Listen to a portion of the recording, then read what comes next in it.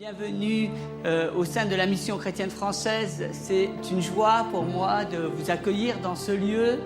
Et mon désir est que vous progressiez à tout égard, que le Seigneur vous encourage, vous fortifie, vous donne des paroles d'encouragement et que vous puissiez vous sentir bien dans votre vie, que vous voyez la main de Dieu dans votre maison et que vous soyez réjouis de la puissance de notre Seigneur.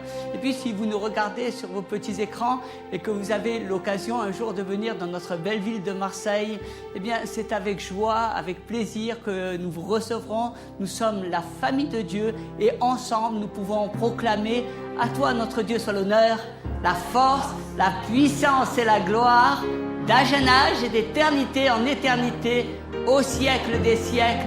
Amen. À toi notre Dieu soit l'honneur, la puissance et la gloire, d'âge en âge et d'éternité en éternité, au siècle des siècles. Amen. Saint, Saint, Saint est l'Éternel des armées. Toute la terre est remplie de sa gloire. Saint, Saint, Saint est l'Éternel des armées. Toute la terre est remplie de sa gloire. Saint, Saint, Saint est l'Éternel des armées. Toute la terre est remplie de sa gloire. Amen. Je vais vous parler aujourd'hui d'élargir notre cercle de fréquentation. Trop souvent, nous nous associons juste avec les gens qui sont comme nous, les gens qui nous ressemblent, qui ont les mêmes centres d'intérêt, le même type de personnalité. C'est facile de les inclure dans notre cercle de fréquentation. Bien souvent, nous vivons au travers des habitudes. Je vais vous raconter cette histoire. C'est une dame qui fait cuire un poulet. Et à chaque fois qu'elle le met au four, elle lui coupe les bouts des ailes. Alors son mari rentre le soir et puis il regarde ce poulet et il dit: mais c'est bizarre, pourquoi il y a ces deux morceaux qui ne sont pas? Alors elle lui dit: bien, tu sais, c'est parce que ma mère, elle m'a dit de faire comme ça. Alors il mange et puis il est intrigué. Le soir, il téléphone à la maman, à sa belle-maman, et puis il dit: belle-maman, vous avez dit à votre fille de couper les deux bouts des ailes pour faire ce poulet rôti, et puis elle fait comme vous l'avez éduquée. Et elle dit: oui, parce que moi je l'ai reçu de ma mère. Et ma mère aussi, elle coupait les deux bouts des ailes. Alors il est de plus en plus intrigué et ce monsieur a la chance d'avoir sa grand-mère qui est vivante. Alors il téléphone à la grand-mère et lui dit: grand-mère, comment ça se fait que tu as expliqué qu'il fallait couper les deux bouts des ailes pour les mettre au four? Et la grand-mère lui dit: ben oui, parce que tu sais, à l'époque on avait des petits fours, donc les poulets ne rentraient pas, il fallait leur couper les bouts.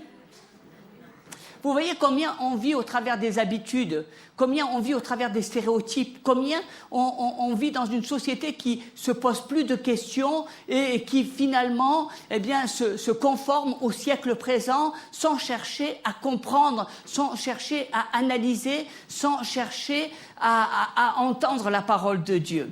Et c'est à cela que le Seigneur nous appelle. Quand il y a des gens qui ne s'habillent pas de la même manière que nous, quand les gens sont différents, alors on a vite fait de les rejeter, on a vite fait de les écarter de notre cercle d'amis, on a vite fait de les écarter de nos fréquentations. Aujourd'hui, on dit de plus en plus qu'il y a des conflits de génération, et puis on dit, ils ne m'aiment pas parce qu'ils sont vieux, moi je suis jeune, je ne suis pas compris, ils ne peuvent pas me comprendre, il n'y a pas d'interactivité avec eux, et je pourrais vous dire que Dieu est un Dieu qui vous a placé des personnes plus âgées à vos côtés parce que vous en avez besoin, parce que Dieu a un plan merveilleux et vous avez à recevoir de ces personnes, et n'ayez pas cette notion de rejet, mais au contraire, apprenez d'eux, car le jour où ils ne seront plus là, vous n'aurez plus l'occasion de recevoir ce qu'ils auraient dû vous apporter.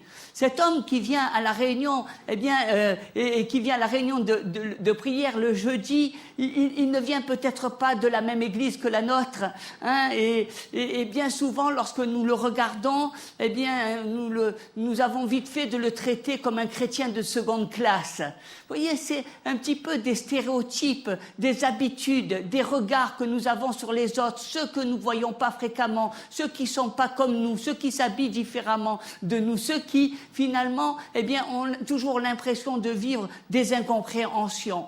Et le Seigneur nous appelle à élargir notre cercle de fréquentation.